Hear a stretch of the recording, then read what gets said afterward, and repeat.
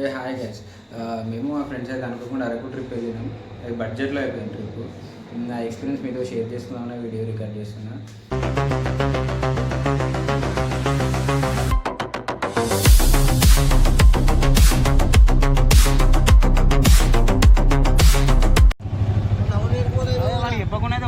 మాట్లాడుతున్నాడు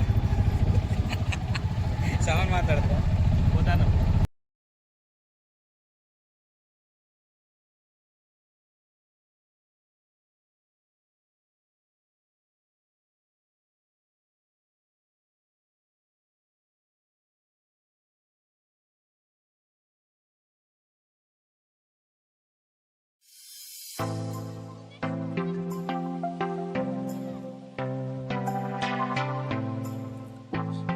సో మన జర్నీ వచ్చేసి పెద్దపల్లి నుండి అరకు టికెట్ తీసుకోవాల్సి ఉంటుంది. ప్రైస్ వచ్చేసి 860 రూపీస్. పెద్దపల్లి స్టేషన్లోకి అయితే ఎంటర్ అయిపోయాను. మనకి ట్రైన్ డిలే ఉండే ఆ రోజు 30 మినిట్స్ అయితే. సో అక్కడే టైం పాస్ చేస్తూ ఉంటే ట్రైన్ వచ్చేసి ఉండే 30 మినిట్స్ డిలే అయినా మాకు పెద్ద టైం అయితే ఏమి ఏర్పడలే. ట్రైన్ అయితే ఏపీ ఎక్స్ప్రెస్, ఇదైతే డైలీ రన్ అవుతూ ఉంటుంది. ఇది ట్రైన్ జర్నీ వచ్చేసి 12 అవర్స్ మన పెద్దపల్లి నుండి వైజాగ్. మనకి ట్రైన్ జర్నీ అయితే పెద్దగా ఏర్పడదు. ట్రైన్ అయితే తీసుకున్నాం మేము. వ్యూ చూసుకోవచ్చు, చాలా మంచిగా అయిపోయింది జర్నీ అయితే. పెద్ద నర్వస్ అయితే ఏం లేదు. మనకు గ్యాప్లో ట్రైన్ రూట్లో వచ్చేసి అన్న అయితే కలిసిండు, అఖిలేష్ అంటే అన్న పేరు. ఆయన ఆంధ్ర క్యాండిడేట్. ఆయన ఎక్స్పీరియన్స్ అయితే మాకు కొంచెం షేర్ చేసిండు. అదైతే చాలా ఇన్ఫర్మేటివ్గా అనిపించింది. అన్న వచ్చేసి వరంగల్లో డ్రాప్ అయిపోయాడు. అది మంచి ఇన్ఫర్మేషన్ అయితే ఇచ్చి వెళ్ళిపోయాడు మాకు. ఏపీలో ఇలా కవర్ చేయాలి, మంచి బడ్జెట్ అయ్యాను. సో వెళ్తూ ఉంటే మాకు నైట్ వచ్చేసి ప్రొడ్యూసర్ మాకు సమోసాలు అయితే స్పాన్సర్ చేసేసిండు. ఆయనకు ఆకలైనట్టుంది. సో తింటూ మెల్లగా టైం తెలియకుండా నైట్ అయిపోయింది చూస్తుండగానే. సో నైట్ అయింది కాబట్టి ఫుడ్ తినాలి చూస్తుంటే టైం 9:30 అరౌండ్ అయిపోయింది. ట్రైన్ వచ్చేసి విజయవాడలో డ్రాపింగ్ అయితే పెట్టింది. ఒక 30 to 41 అవర్ వేసాం. ఆ టైంలో ఫుడ్ చాలా చేసినాం కానీ మాకైతే ఏం దొరకలేదు ఫ్రూట్స్ తప్ప. సో ఆ నైట్కి ఫ్రూట్స్తోనే సరిపెట్టుకున్నాం. ఒక మినీ వీడియో అయితే తీసుకున్నాం అక్కడ మన విజయవాడ జంక్షన్లో. ఏమో ప్రొడ్యూసర్స్ అని, ప్రొడ్యూసర్కి అయితే స్లీపర్ అయితే అరేంజ్ చేసినాం. మేము ట్రైన్ సీట్స్ అయితే ఒక కంఫర్ట్ ఉన్నాయి, మాకు పెద్ద రిస్క్ అయితే ఏమనిపించలేదు. మొత్తం నైట్ జర్నీ అయితే మాది చాలా బాగా జరిగింది. అన్ని స్టేషన్స్ క్రాస్ చేసాం. జర్నీ అయితే 12 అవర్స్ అని పెద్ద ఎఫర్ట్ ఏం అనిపించలేదు. ఫైనల్గా విశాఖపట్నం రైల్వే స్టేషన్ అయితే రీచ్ అయిపోయాను after 12 hours of journey. So Visakhapatnam train station చూసుకోవచ్చు ఒకసారి ఎలా ఉందనేది. స్టేషన్లోకి రీచ్ అయినా గేట్ నెంబర్ 3 నుండి అయితే ఎగ్జిట్ అవ్వడానికి ట్రై చేసినాం.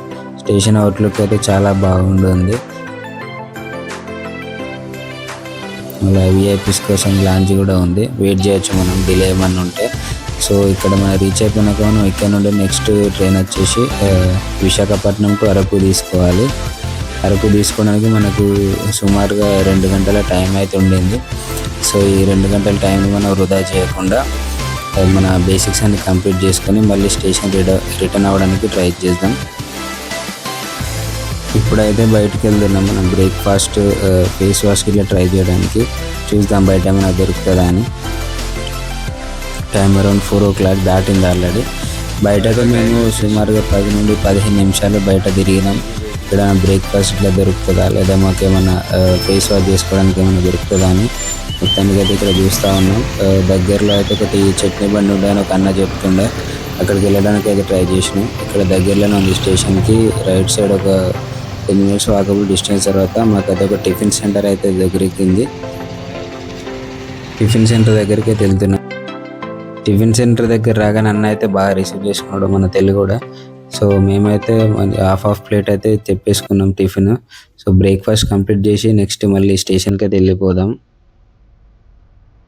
బ్రేక్ఫాస్ట్ అయితే కంప్లీట్ చేసుకొని మళ్ళీ విశాఖపట్నం వరకు టికెట్ అయితే తీసుకున్నాం. 100 రూపీస్ పడింది 4 మెంబర్స్కి.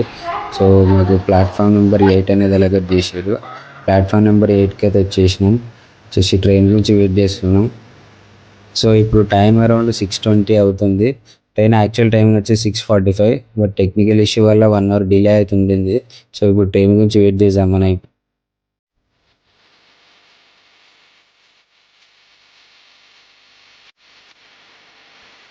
సో మొత్తానికి ట్రైన్ అయితే వచ్చేసింది ప్లాట్ఫామ్ నెంబర్ 8కి. కిరణ్ ఎక్స్ప్రెస్ వైజాగ్ టు వరకు. ఇది డైలీ ఉంటుంది మనకి. ఇప్పుడు జర్నీ అయితే స్టార్ట్ అయిపోయింది వైజాగ్ టు వరకు. ఈ జర్నీ అయితే ట్రైన్ జర్నీ అయితే 4 అవర్స్ ఉంటుంది. ఈ ట్రైన్లో అయితే విస్టడమ్ కోచ్ అనేది స్పెషల్ కోచ్లు అయితే ఉంటాయి. దీని నుండి మనం వ్యూ పాయింట్స్ అయితే ఇంకా చాలా బాగా ఎంజాయ్ చేయొచ్చు. కొత్త విస్టడమ్ కోచ్ ట్రై చేసినా కానీ మాకైతే బ్యాడ్ లక్ దొరకలేదు. సో మొత్తానికి జనరల్లోనే తీసుకోవాల్సి వచ్చింది. జనరల్లో కూడా వ్యూ పాయింట్స్ అయితే చాలా బాగున్నాయి. లక్కీగా నాకు విండో సీట్ అయితే దొరికింది. విండో సీటింగ్ కూడా వ్యూ పాయింట్స్ అయితే చాలా బాగా అనిపించింది. మనం ట్రైన్లో వెళ్తుంటే కర్వ్ పాయింట్ కంప్లీట్గా మనకి ట్రైన్ వ్యూ మొత్తం ఒకటేసారి కనిపిస్తుంది. అదైతే మంచి ఎక్స్పీరియన్స్.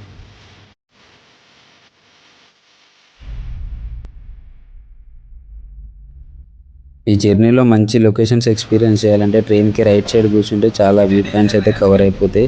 చూసుకోవచ్చు మనం ఈ కొండల మధ్య వెళ్తుంటే రైట్ సైడ్ అయితే బెస్ట్ ఎక్స్పీరియన్స్ అని చెప్పేంత. ఈ ట్రైన్ జర్నీలో నెక్స్ట్ బెస్ట్ థింగ్ ఏంటంటే ఇలాంటి టనెల్స్ వచ్చేసి మనకు 48 టనెల్స్ ఉంటాయి. ఈ టనెల్స్ అన్ని కవర్ చేసుకుంటూ ట్రైన్ అయితే అరకుగా వెళ్తుంది. ఈ టనెల్ జర్నీ అయితే ఒక మంచి ఎక్స్పీరియన్స్. దీన్ని కంపల్సరీ ఎక్స్పీరియన్స్ చేయాలి. ట్రైన్ ద్వారా అయితేనే ఇది వీలవుతుంది. అలాగే మనం ట్రైన్ జర్నీలో వెళ్తుంటే మనకి లెఫ్ట్ సైడ్ అయితే బాహుబలి వాటర్ ఫాల్ అయితే ఉండింది. ఇది అన్సీజన్ కాబట్టి వాటర్ అయితే అంతగా లేదు, కానీ ఇది ఒక బెస్ట్ ఎక్స్పీరియన్స్.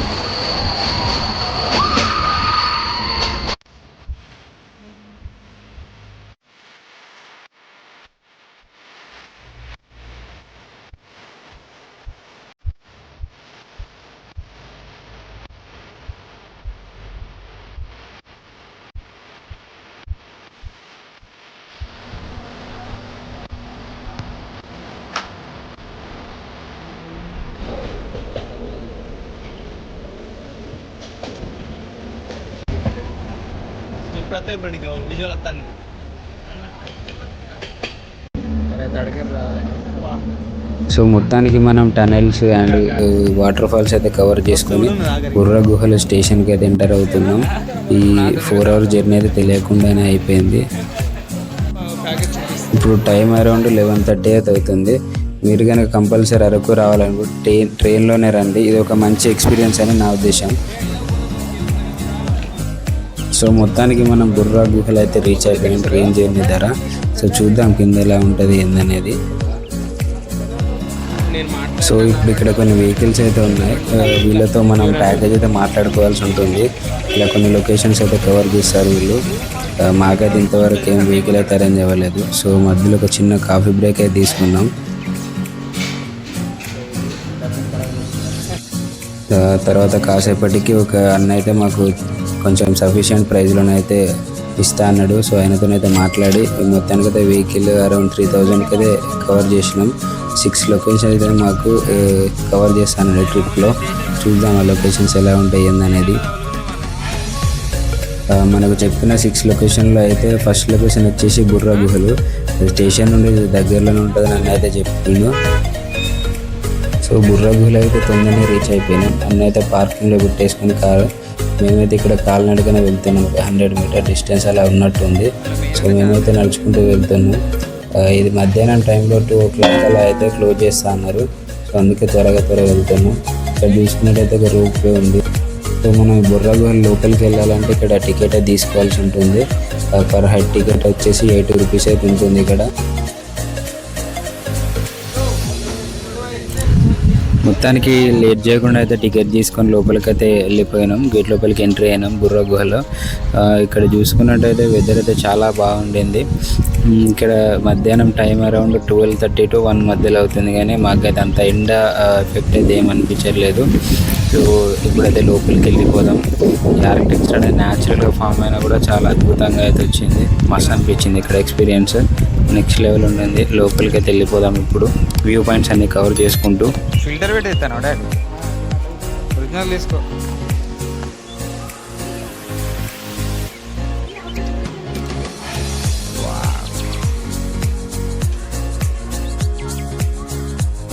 ఇక్కడ లోకల్ వాళ్ళు మాకు చెప్పిన ఇన్ఫర్మేషన్ ఏంటంటే ఈ గుహకి మొత్తానికి అయితే 4 ద్వారాలు అయితే ఉంటాయంట. అందులో ఏదో ఒక ద్వారం, ఈ ద్వారం గుండా మనం లోపలికి అయితే వెళ్ళిపోతున్నాం.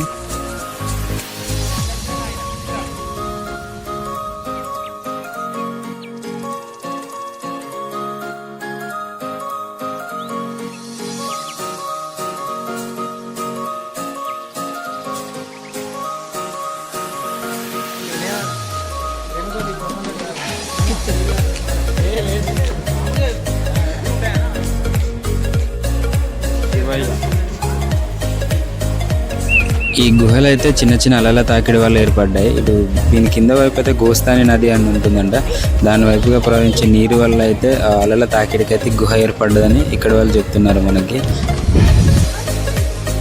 సో ఈ బొర్రా గుహలు అనేటివి న్యాచురల్గా అయితే ఏర్పడ్డాయి, కానీ ఇక్కడ పర్యాటక ప్రాంతంగా ప్రకటించి దీన్ని ఒక లైటర్ సెటప్ తోటి చాలా అందంగా అయితే చిత్రీకరించారు. ఈ రెండింటి కలయిక అయితే చాలా అద్భుతంగా ఉంటుంది. మనకి మనం చూడొచ్చు ముందట.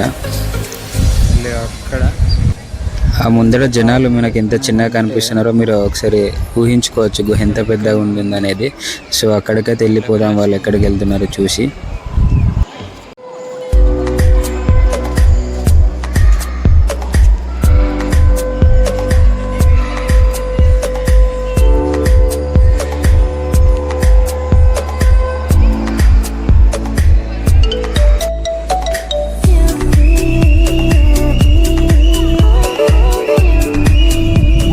అయితే ఈ గుహలో చాలా మెట్లు అయితే ఉన్నాయి. ఇక్కడ కూడా కొన్ని మెట్లు ఉన్నాయి.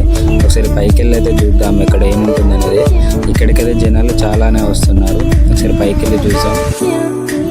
ఇక్కడ పైకి వచ్చాక మనకైతే ఒక శివలింగం అయితే ఉంటుంది. ఇక్కడ పూజారి కూడా ఉన్నాడు. అతను ఇక్కడ గిరిజన ప్రాంతానికి చెందినవాడంట. రోజు అతను పూజలు చేసుకుంటూ ఇక్కడ కూర్చుంటాడు.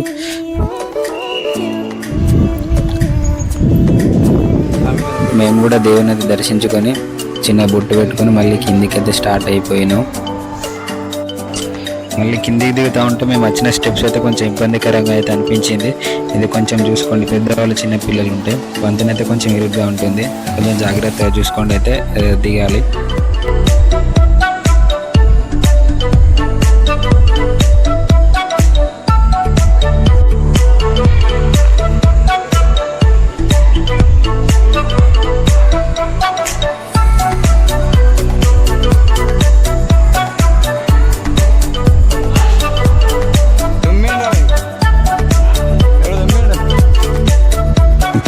బుర్ర గుహలో పైనుండి అయితే శివలింగం అనేది దర్శించుకొని కిందికి అయితే వచ్చేసాం. చూడొచ్చు కొంచెం ఇబ్బందికరంగా ఉంటుంది. బుర్ర గుహలో ఇది ఒక ఏరియా సపరేట్ ట్రిక్కీ ప్రాంతంలో కనిపించింది మాకైతే. ఒక డిఫరెంట్ ఎక్స్పీరియన్స్, చాలా బాగుండింది. సో మళ్ళీ ముందుకు వెళ్ళిపోదాం, ఇంకేమున్నా ఎక్స్ప్లోర్ చేద్దాం.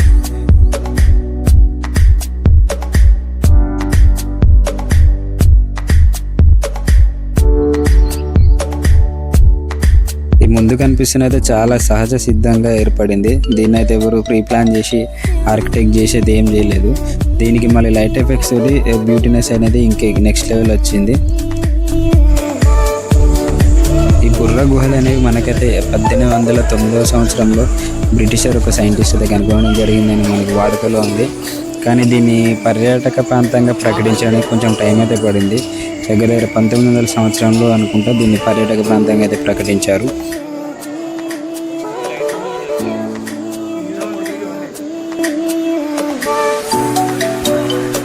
మన ఈ ముందు కనిపిస్తున్న ప్రాంతం దగ్గర అయితే ఫోటోలు అయితే తీసుకుంటారు. అక్కడ ఫోటోగ్రఫీ వచ్చేసి 100 రూపీస్ తీసుకుంటాడు.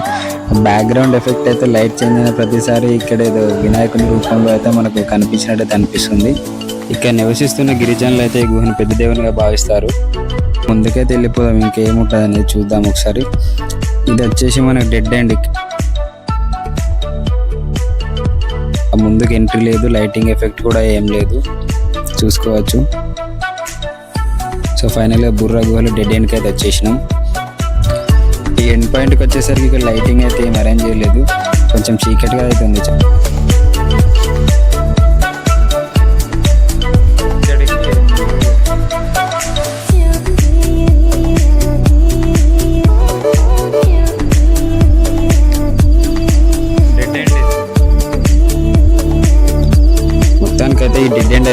చేసుకున్నాం వ్యూ పాయింట్ చేసుకుని రిటర్న్లో ఇక్కడ ఒక ఫోటో అయితే తీసుకొని మళ్ళీ రిటర్న్ అయితే స్టార్ట్ అయిపోతున్నాం మేము.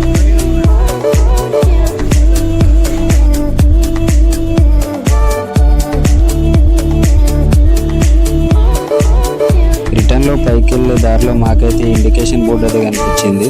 మనకి ఇక్కడ మనం వచ్చేసి 2182 ఫీట్ డెప్త్లో అయితే ఉన్నామని ఇండికేషన్ అయితే ఉండింది.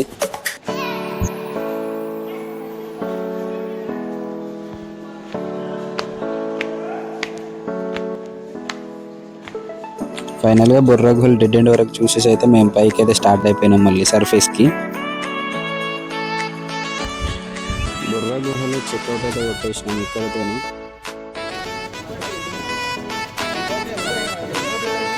ఏంటి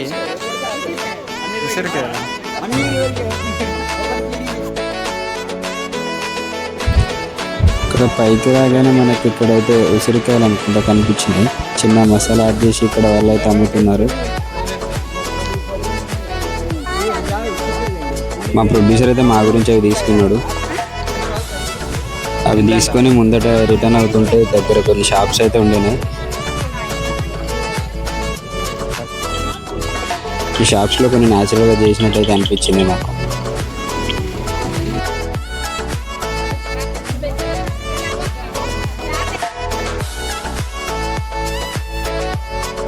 ఇక్కడ ముందున్న షాప్స్లో అయితే చాలా ఐటమ్స్ అయితే పెట్టారు వీళ్ళు. ఇక్కడ లోకల్ వాళ్ళకి ఇది ఒక జీవనోపాధి అని చెప్పుకోవచ్చు మనం. ఇక్కడ చూసుకున్నట్టయితే బ్యాంబూ చికెన్ బిర్యానీ అరకు వచ్చినప్పుడు కంపల్సరీ ఇది రేట్ అనేది ఆలోచించకుండా మనం అయితే ఎక్స్పీరియన్స్ చేయాలి. ఇది మళ్ళీ ఎక్కడ దొరకదు. సో మనం కూడా ఎక్స్పీరియన్స్ చేద్దాం ముందు.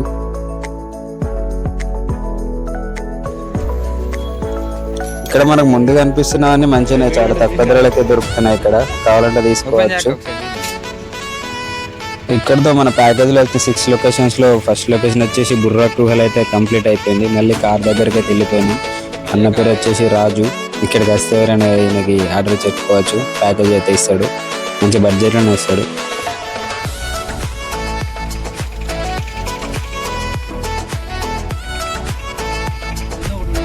సో మొత్తానికి బుర్రా గుహ లోపల మేమైతే ఒక ఫోటో తీసుకున్నాం గుర్తుగా తీసుకొని అక్కడ నుండి అయితే స్టార్ట్ అయిపోయినాం. ఇప్పుడు మనకు నెక్స్ట్ వచ్చేసి ఫుడ్ అంట. ఫుడ్ దగ్గరికి తీసుకెళ్తా అన్నాడు రాజు భయ్య. రాజు భయ్య అయితే ఆయనకు తెలిసిన షాప్ దగ్గరికి తీసుకెళ్ళాడు. బ్యాంబూ చికెన్ బిర్యానీ ఇక్కడ దొరికితే చాలా బాగుంటుంది అయితే మాకు సజెస్ట్ చేసిండు. సో లోపలికి వెళ్తున్నాం, చూద్దాం అది ఎట్లుంటుంది అనేది. సో లోపల క్రౌడ్ అయితే మామూలు లేదు. ఎంత అన్ సీజన్ అయినా కూడా ఇంత బాగా క్రౌడ్ అయితే మెయింటైన్ అవుతుంది అరకులో.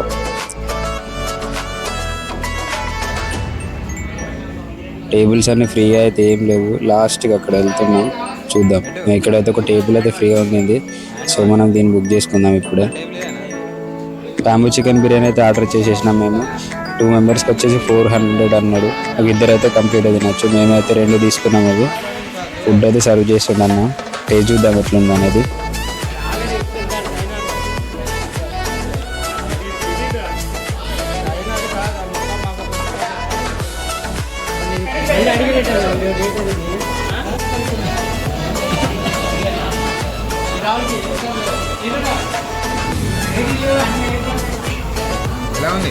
సో మొత్తానికి అరకు స్పెషల్ ఫుడ్ అయిన బొంగులో చికెన్ అయితే మేము టేస్ట్ చేసేసినాం. ఇక్కడితో మన లంచ్ అయితే కంప్లీట్ చేసేసుకొని మళ్ళీ వెహికల్ దగ్గరికి అయితే వెళ్ళిపోయినాం. మనకి ఇంకా 5 లొకేషన్స్ ఉన్నాయి. ఇప్పుడైతే అక్కడికి వెళ్ళిపోదాం.